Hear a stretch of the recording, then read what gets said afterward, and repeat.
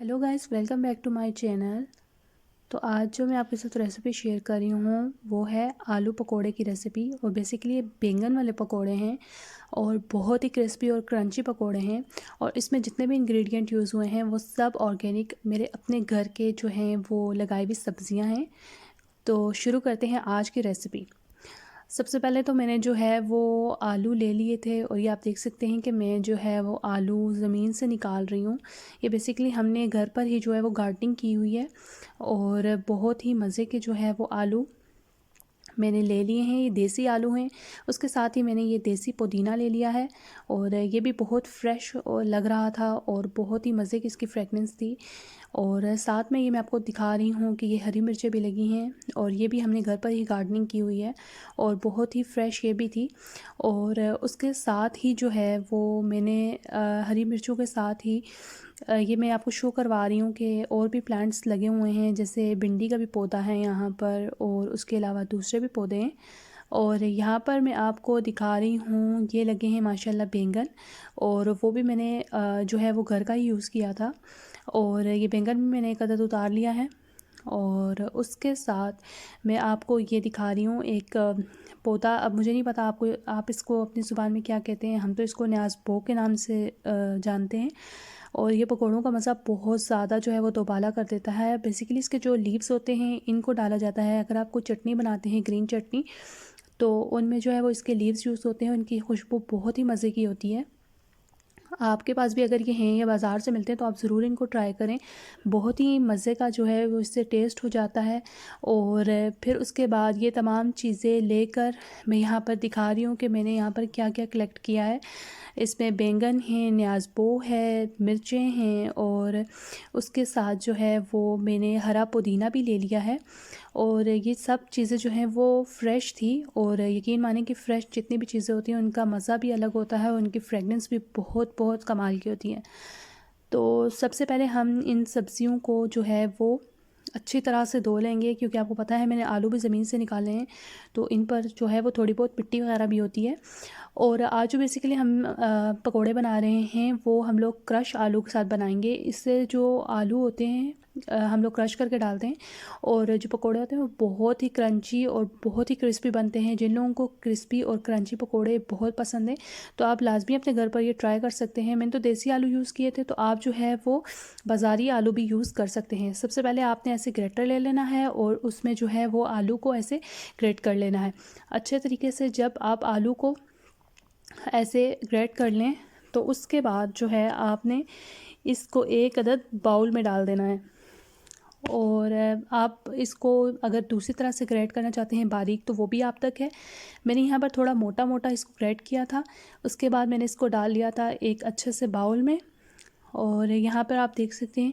और मैंने आज जो वीडियो भी शूट किया ये आउटडोर ही है, जिसकी वजह से जो है बहुत ही अच्छी फीलिंग आ रही थी। पीछे जो है वो परिंदे बहुत अच्छी तरह से चहचहा रहे थे और ऐसा लग रहा था मैं बिल्कुल जैसे किसी सी साइड पे या किसी दरिया के किनारे बैठकर जो है वो वीडियो शूट कर रही हूँ। उसके बाद मैंने हरी मिर्चें ले ली थी और ये जैसे मैंने पहले आपको शो करवाई हैं।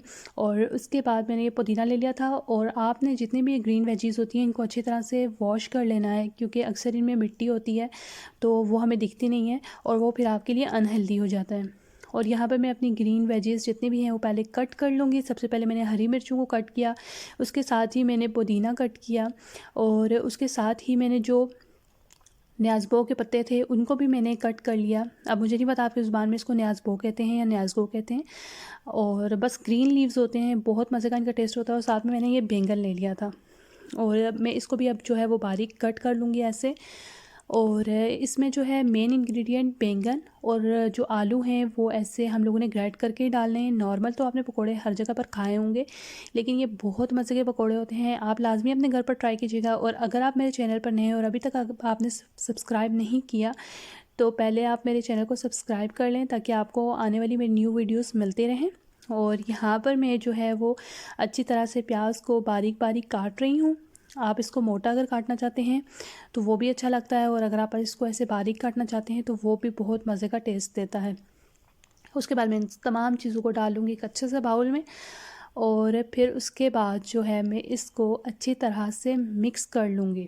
और साथ ही मैं इसमें डाल लूँगी मज़े मज़े के मसाले, जिसमें सबसे पहले मेरे पास आ जाता है खुश धनिया जो है, और साथ में लाल मिर्च और उसके साथ नमक। जो धनिया है मैंने इसको पाउडर फॉर्म में कर लिया है, साबुत धनिया बेसिकली ये होता है। और फिर मैंने इसको पीस लिया था, क्योंकि वो इतना अच्छा टेस्ट नहीं करता। अगर आप इसको साबुत ही डाल देंगे तो उससे क्या होगा कि वो मुँह में आता है जब, तो वो बहुत ज़्यादा क्रंची फील होता है और टेस्ट इतना अच्छा नहीं लगता। और फिर आपने उसके बाद उसको अच्छी तरह से मिक्स कर लेना है। और यहाँ पर आपने डाल लेना है बेसन। बेसन को पहले मैंने छान लिया था, क्योंकि पता है आपको कि हमारी तरफ जो भी वेदर गुजरा है उसके बाद से जो है वो इन चीज़ों तमाम में जो है वो ऐसे गुठलियाँ सी बन जाती हैं। तो आपने पहले इनको अच्छी तरह से छान लेना है, किसी भी आप स्ट्रेनर में इसको छान लें। फिर उसके बाद मैंने हल्का सा इसमें पानी डाल दिया था। पानी आपने ज़्यादा नहीं ऐड करना, क्योंकि जो वेजिटेबल्स मैंने डाली हैं वो तमाम उनके अंदर पानी होता है, तो उससे वो ऑलरेडी जो है वो वेट कर देती हैं किसी भी रेसिपी को। तो आपने इसमें पानी कम ही डालना है। उसके साथ भी आपने इसको अच्छी तरह से मिक्स कर लेना है। और यहाँ पर मैं आपको शो करवा रही हूँ कि मैं इसको चमचे से मिक्स कर रही हूँ। और उसके बाद जो है ये अब अच्छी तरह से मिक्स हो चुका है। अब मैंने ऑयल जो है वो चढ़ा दिया चूल्हे पर, और ऑयल जब बिल्कुल अच्छी तरह से गर्म हो जाए, फिर आपने फ्लेम को कर देना है मीडियम। और उसके बाद आपने डाल देने हैं अपने तमाम ये पकोड़े यानी फ्रिटर्स, आपने तमाम कढ़ाई में डाल लेने हैं और फिर इनको पकने के लिए छोड़ देना है। अच्छा जी, कुछ लोगों का क्वेश्चन ये होता है कि जी पकोड़े जो है वो टूट जाते हैं, तो आपने जो है ना बेसिकली चमचा एकदम से नहीं हिलाना। आपने पहले इनको अच्छी तरह से डाल लेना है, उसके बाद आपने 2 मिनट के लिए रिलैक्स करना है। फिर उसके बाद आपने जो है वो पकोड़ों की साइड चेंज करनी है। अगर आप फ़ौरन से उसमें चमचा डाल देते हैं तो उससे ये होता है कि पकोड़े जो हैं वो टूट जाते हैं और वो अच्छी तरह से कुक भी नहीं होते और कच्चे रह जाते हैं। और फ्लेम हमेशा आपने लो टू मीडियम रखनी है। अगर आप फ्लेम बहुत ज़्यादा हाई रखेंगे तो उससे ये होगा कि पकोड़े जल जाते हैं और वो कुक तो बिल्कुल भी नहीं होते। और इसमें हमने बेसन डाला था तो आपको पता है, और साथ में बैंगन डाला है, और साथ में जैसे मैंने इंग्रेडिएंट्स सारे बता दिए आपको पहले। तो आप भी ये घर पर ये ज़रूर ट्राई करें, मज़े मज़े के पकोड़े।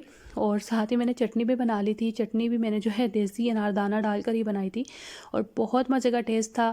मैंने तो इनको चाय के साथ इंजॉय किया था। आप भी लाजमी अपने घर पर बनाएं और फिर उसके बाद मुझे कमेंट सेक्शन पे बताएं कि कैसे आपके पकोड़े बने। और लाजमी अगर आपको क्रिस्पी और क्रंची किसी भी ऐसे मंचिंग का दिल करता है तो आप लाजमी ये पकोड़े बनाएं और फिर उसके बाद मेहमानों को भी खिलाएं और उनको भी जो है वो हैरान कर दें।